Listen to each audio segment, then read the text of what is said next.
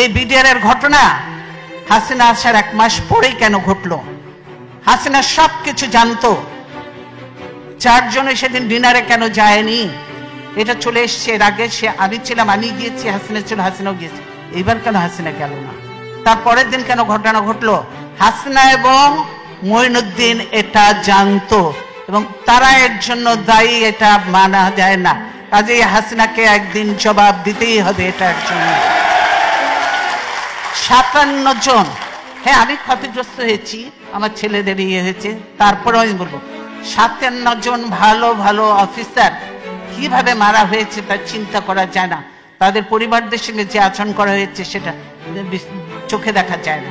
আমরা 57 জন অফিসারকে ই করে কাউকে পুড়িয়ে ফেলা হয়েছে, কাউকে গার্বেজের ভিতর দেওয়া হয়েছে, কাউকে আর এর সঙ্গে জড়িত ছিল আরো। আপনারা জানেন যে একজন ইয়ে ছিল, সে র্যাবে আমরা নিয়েছিলাম, লোকটা খুব ভালো ছিল, শায়েক আব্দুর রহমান ছিলেন গুলজার, আপনারা জানেন গুলজার ধরেছিল ওই শায়েক আব্দুর রহমানকে। তার জন্য রাগ ছিল ওই মির্জা আজমের, তার বোনের জামাই ছিল। তার জন্য গুলজার সন্ধ্যা পর্যন্ত র্যাবকে, মোয়েনকে, অমুককে বারবার ফোন করেছে, হেল্প হেল্প হেল্প, সাহায্য চেয়েছে, কিন্তু কেউ এগিয়ে আসেনি। কি বলে র্যাব আর্মি যে বসে আছে কিন্তু পারমিশন পাচ্ছে না, র্যাব ঢোকার পারমিশন পাচ্ছে না। পিলখানায় যদি তারা ঢুকতে পারতো, আমি মনে করি এরকম নয়, 2-1 জন মরতে পারতো, তো সব অফিসারকে আমরা বাঁচাতে পারতাম। দেশের এটা ছিল অ্যাসেট। আজকে দেশকে ধ্বংস করে দেওয়া হচ্ছে, আর্মিকে শেষ করে দেওয়া হয়েছে। এর জন্য অবশ্যই তারপরে তদন্ত কমিটি করে তদন্ত থেকেও বাদ দেওয়া হয়েছে। এমন সব লোকজন দিয়ে তদন্ত করতে যাকে দেওয়া হয়েছিল সেটা তাকে করতে দেয়া হয়নি। তারপর সে তাকে বাদ দিয়ে আরেকজনকে দিচ্ছে, দলীয় লোককে দিয়ে ইয়ে করে কোন রকম নাম কাস্তে যে লোক দেখাতে হবে সেটা করেছে। ইয়ে কে করেছে? তাদের লোক। এইটা বুঝতে পারছেন। কাজে বিডিআর ঘটনার সঙ্গে হাসিনা এবং মঈনুদ্দিন সরাসরি জড়িত। তারা এদেরকে নিয়ে একসঙ্গে শেরাটন হোটেল থেকে খাওয়া এনে খেয়েছে। তাদের যে তখন একজন ছিল, কি দিদি ছিল না কি ছিল কিনা, তৌহিদ তখন কোথায় ছিল? হাসিনার ওখানে ছিল না? নিজের পরিচয় দিয়ে গেছে, একসঙ্গে খাওয়া দাওয়া করেছে, সবকিছু করেছে, ভালো কাজ করেছে, বাবা দিয়ে পাঠিয়ে দিচ্ছে। এই হলো অবস্থা।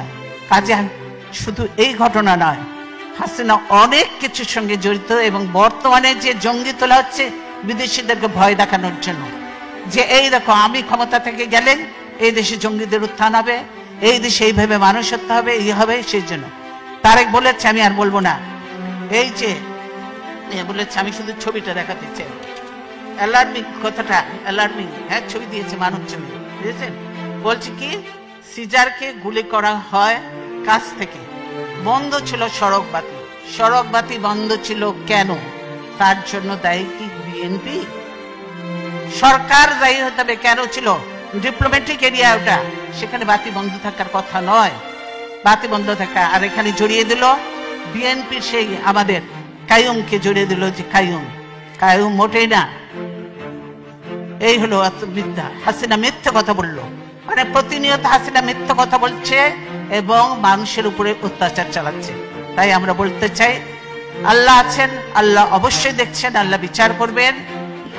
সাংবাদিক আজকে মাহমুদুর রহমান জেলে অপরাধবিহীন, তারপর সাগর রুনির কোনো বিচার আজ পর্যন্ত হয়নি। শওকত মাহমুদ জেলে, প্রেস ক্লাব আজকে আওয়ামী লীগের দখলে। এখন সুপ্রিম কোর্ট বারও দখলের চেষ্টায় আছে, বার কাউন্সিল তো কোন রকম করেছে, ওটা নিয়েও একটা ভেজাল লেগে আছে। এই হলো অবস্থা। সব দলীয়করণ আর দখলীকরণ চলছে, জমি জায়গা থেকে আরম্ভ করে। সেই বাংলাদেশ এখন মুসলমান, হিন্দু, বৌদ্ধ, খ্রিস্টান কোন ধর্মের মানুষ নিরাপদ নয়।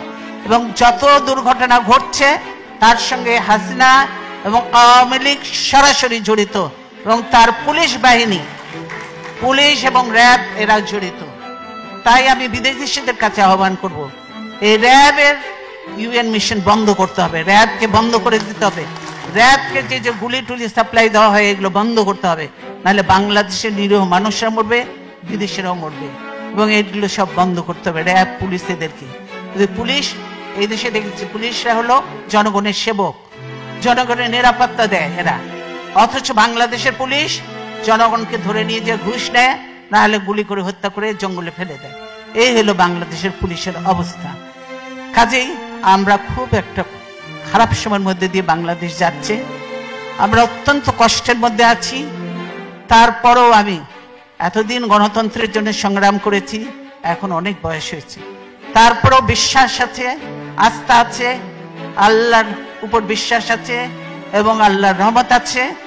গণতন্ত্রের শেষ লড়াই পর্যন্ত আমি চালিয়ে যাব এবং দেশে গণতন্ত্র প্রতিষ্ঠা করে, গণতন্ত্র পুনঃপ্রতিষ্ঠা করে ইনশাআল্লাহ তারপরে দেখা যাবে আল্লাহ যা কপালে লিখছে তাই হবে। তাই আমি আপনাদেরকে অনেকদিন পর দেখা হলো, আবার কবে দেখা হবে জানি না, কিন্তু বলতে চাই আপনার প্রবাসে থেকে বাংলাদেশে কারো কথা বলার কোনো সুযোগ নয়। কোন সাংবাদিক কিছু লিখতে পারে না, ধরে নিয়ে চলে যাবে, মামলা দিয়ে জেলে ভরে দিবে, কেউ পারে না। যা দুই চারটা কথা আমি বলি, ধরলে ধরুক, কিছু আসে জানে ভয় পাই না।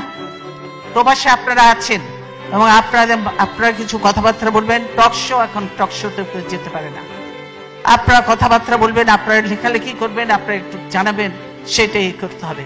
কাজে প্রবাসে আমরা বলি যে আপনার সোশ্যাল মিডিয়াটাকে আপনার বেশিভাবে কাজে লাগান, এটাকে কাজে লাগান এবং এটা দিয়ে যেমন মিশরে সেই কি স্প্রিং রেভলিউশন হয়েছিল, বাংলাদেশেও এটা দিয়ে রেভলিউশন করা সম্ভব এবং গণতন্ত্রকে ফিরিয়ে আনা সম্ভব।